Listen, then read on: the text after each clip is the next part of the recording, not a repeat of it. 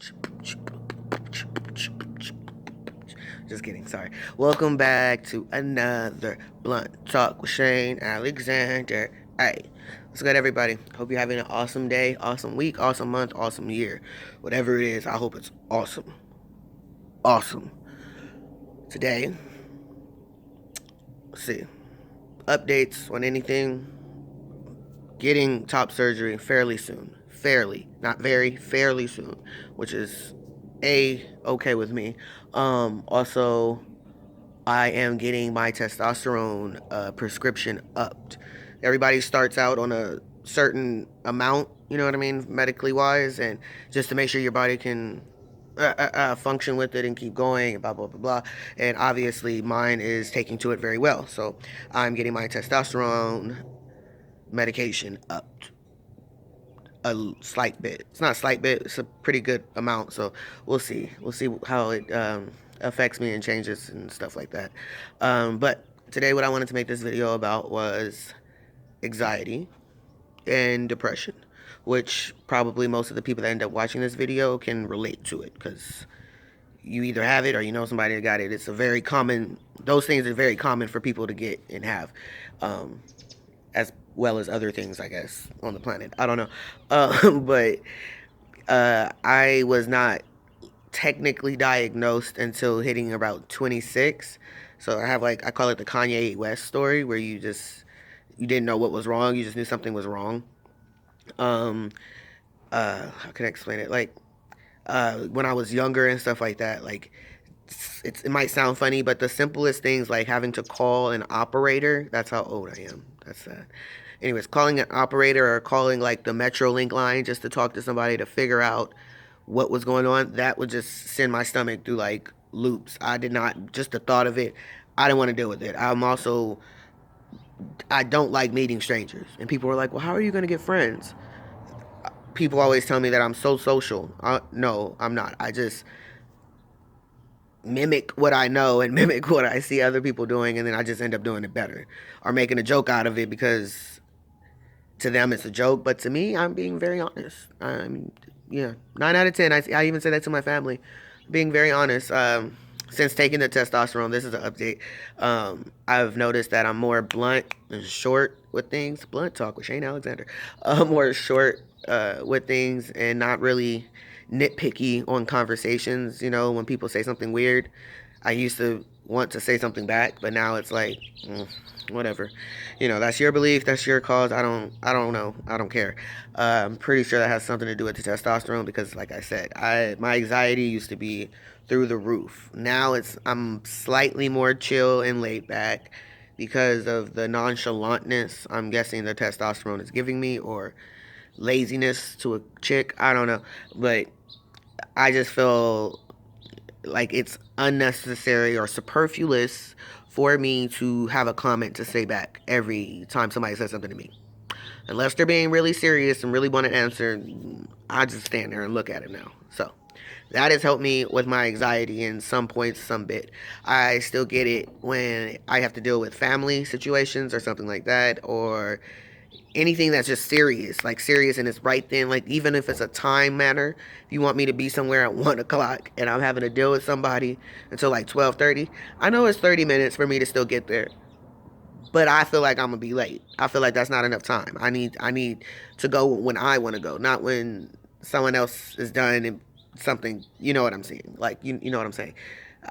I like to pick what I'm doing in the day and when I'm doing it, but obviously that doesn't happen very much often ever. So depression, I had that a lot more when I was younger, and until recently taking the testosterone still too.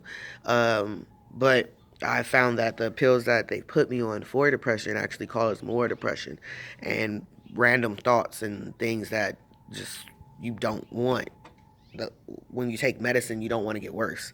But I've found that in my case and many other people's cases that I've been talking to, the stuff does not make anything better. It deters you from getting better, actually. It does the complete opposite. So that to me is just, like I said, superfluous. That's my word of the day. Superfluous. But yeah. what was I saying? Yeah, the medication. That stuff just doesn't really help as much. So lately, though, like I said, being more nonchalant, not worrying about things. I even went, sadly, to a funeral. Rest in peace to Miss Opal Smith. But like, I just couldn't seem to cry really as much as I know that I did at another funeral, like my grandmother's or something like that. And I'm just being honest. I don't know. Um, it was only certain parts, and then after me and my dad, we talked about it afterwards. Like, it was only certain parts that really got us to drop maybe a couple tears. And listening to him say it and watching him and stuff, I felt like, okay, nothing's wrong with me. This is just probably the testosterone not allowing me to be all super crying emotional, even though it was hurting. It really was. I just couldn't get the tears to come out. Not that I was trying to force them, but I just didn't feel no water on my face. Um, but so that's why I feel like it's helped in some good ways, like self esteem and confidence ways. I don't know if it's more confidence or what, or if it's just a lack of caring. Because if I like somebody, I'm gonna tell them. If I want something else, I'm gonna tell them. For some strange odd reason, now it just happens that way, which is fine with me.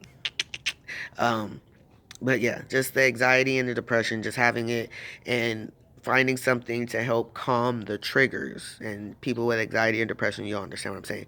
Calm the trigger things. That's the stuff that, like a trigger. That's the stuff that just makes us want to fire off, pop off, either cry, get angry, destroy some things, build some things. It's just a lot of ways it could go, and nobody wants that, especially a trigger. Triggers are horrible, and I don't like them. I have a couple triggers, and I am going to a therapist to fix those. So if you have some triggers, find you a good therapist. I am an advocate for therapy now. I used to not be, but that's because in African American households, nobody goes to a therapist. You go to Jesus and you pray about it. But apparently Jesus put some of these people on the earth to help some of us. So I'm just gonna accept that help. But yeah.